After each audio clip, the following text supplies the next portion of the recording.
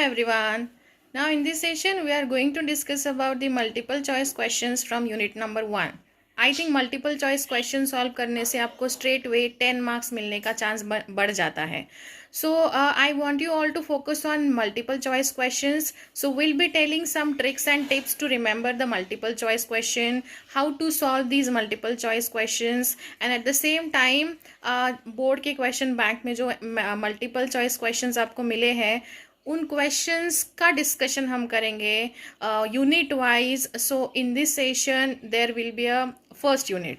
पहला यूनिट मतलब जिसमें रिप्रोडक्शन इन प्लांट्स है एंड रिप्रोडक्शन इन एनिमल्स है. ऐसे आपको 10+10 हर एक चैप्टर से 10 MCQs हम पढ़ेंगे and will be discussing this 10 questions in a different videos so that you can get an idea. आपको एक रिवीजन भी हो जाएगा बिकॉज मल्टीपल चॉइस ये आपका काफ़ी ईजी टारगेट होगा to get the full 10 marks.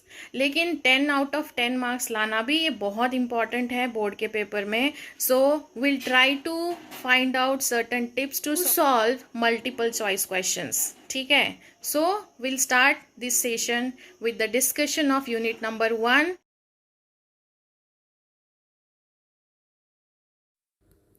Now we'll discuss the first MCQ.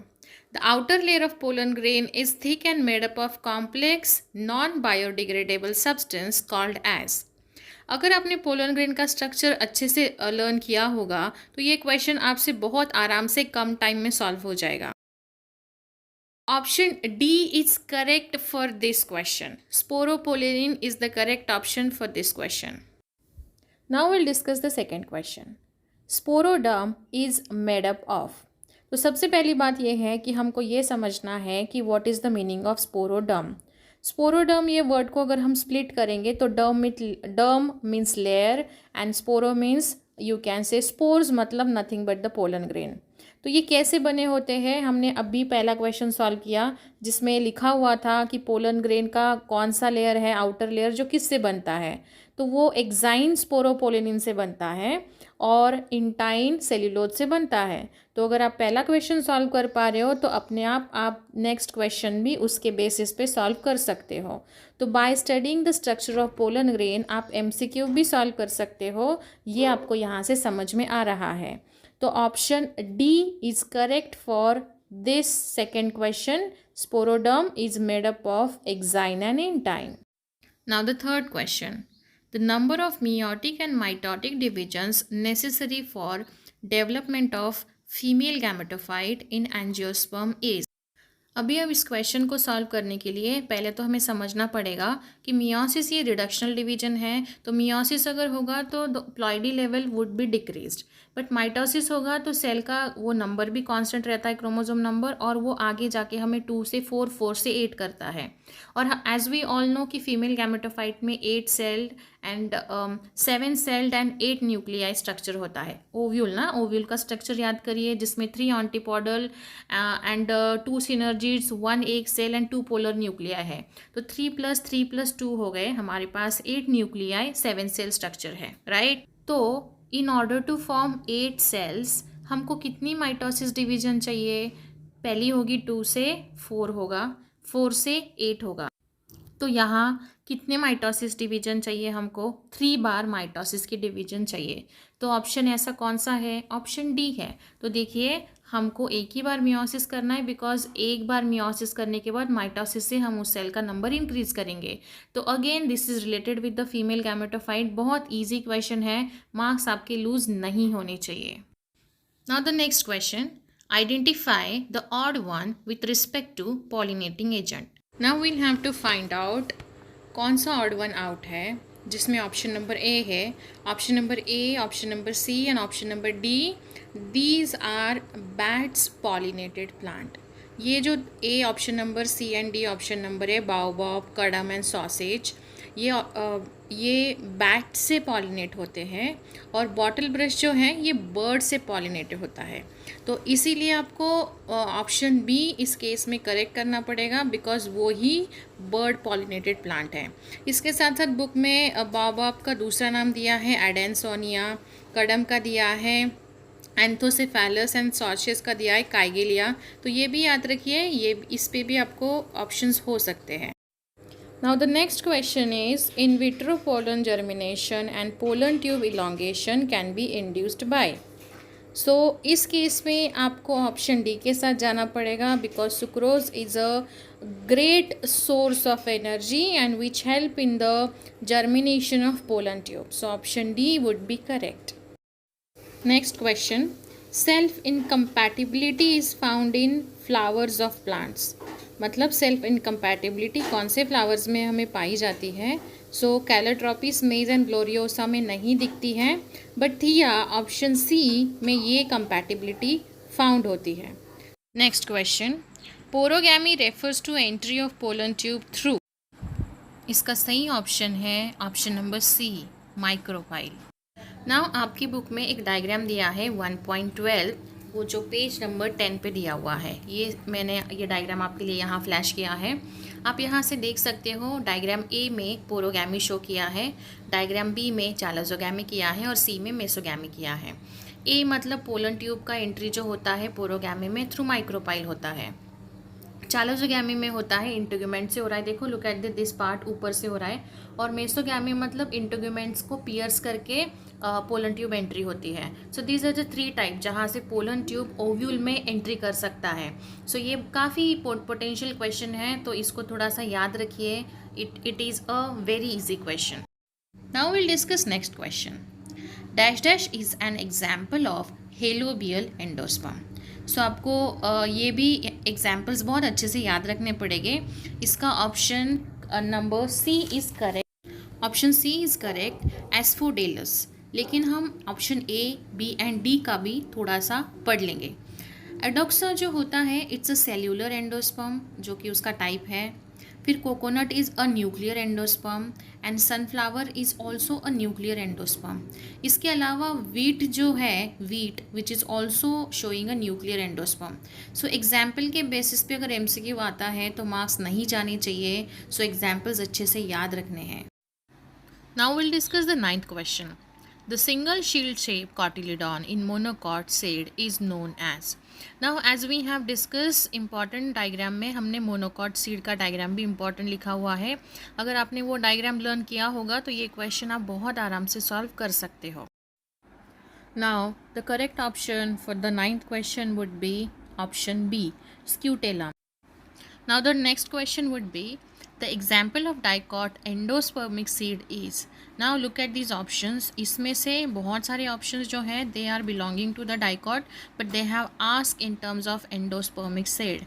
The option A, castor, would be the dicot but endospermic seed. Now we have discussed the MCQs from the first chapter. Now we'll discuss the MCQs from the another chapter.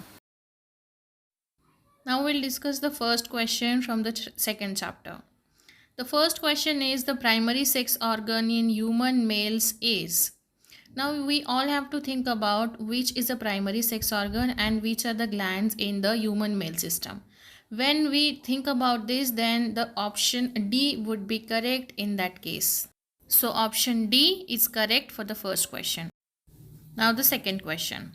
Seminal fluid is dash dash in nature. Now always remember it would always be alkaline in nature. Alkaline होना ज़रूरी है. So option D would be correct for the second question. Now will discuss the third question. Which of the following is not a part of the uterus. Uterus का कौन सा part नहीं है. Now if we all try to remember the structure of uterus then A, B and C option uterus के part होते हैं. Option D is not a part of uterus. तो option D is correct option for question number 3. Now the fourth question. Menarche, menstrual cycle and menopause are controlled by. Now look at the options very carefully. Option A is not suitable for this question. फिर option C भी नहीं है, option D भी नहीं है. तो option B is suitable for this question. अगर हम बाकी ऑप्शंस के बारे में बात करें तो बाकी ऑप्शंस हमारी body other body functions control करने के लिए रहते हैं. बट गोनैड्स जहाँ आता है, गोनैड आता है, वहाँ मेल और फीमेल रिप्रोडक्टिव सिस्टम के हार्मोन्स का फंक्शन आता है. तो ये क्वेश्चन बहुत इजी था. गोनैड रीड करो और उसके साथ जाओ. That's it. Very simple. Now we'll discuss next question. Next question is from the structure of sperm. Nebencorn is. नेबेनकन क्या होता है? Actually it's a mitochondrion of the sperm. Mitochondria जो उसको स्विम करने के लिए रिस्पॉन्सिबल होता है या उसको हेल्प करता है in order to find out the ova. So option D is correct. Now the next question is, nervous system develops from dash dash of the embryonic layer. Now remember always this thing. हमारा जो nervous system है जिसमें brain and spinal cord comprises होता है वो हमेशा ectoderm से ही बनता है. तो option C is correct for sixth question. Now will discuss the seventh question. The average period of pregnancy in human last for dash dash days of the pregnancy. Now the correct option for this question is 266. Now I would like you all to refer your page number 35, textbook का page number 35. उसमें pregnancy 2.7 एक उन्होंने concept दिया है. उसमें वो एक बार read करने से आपके वो पूरे कन्फ्यूजन जो आपके दिमाग में होगा या क्वेश्चन होगा वो क्लियर हो जाएगा. Okay, so option C is correct.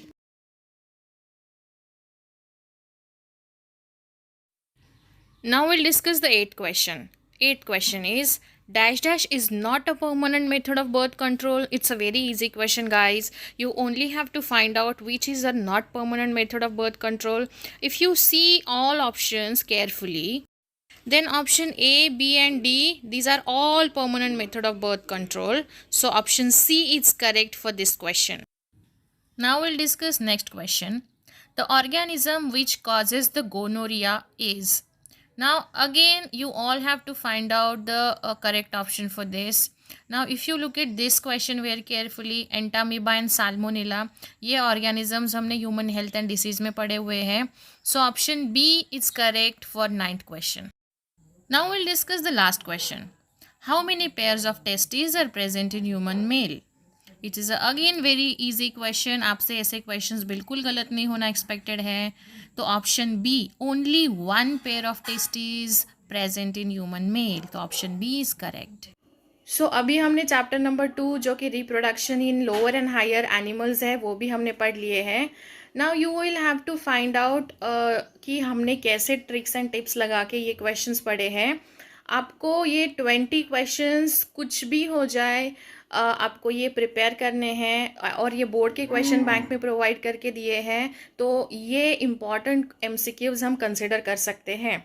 सो यहाँ आपका एक बहुत स्मार्ट तरीके से प्रिपरेशन हो रहा है.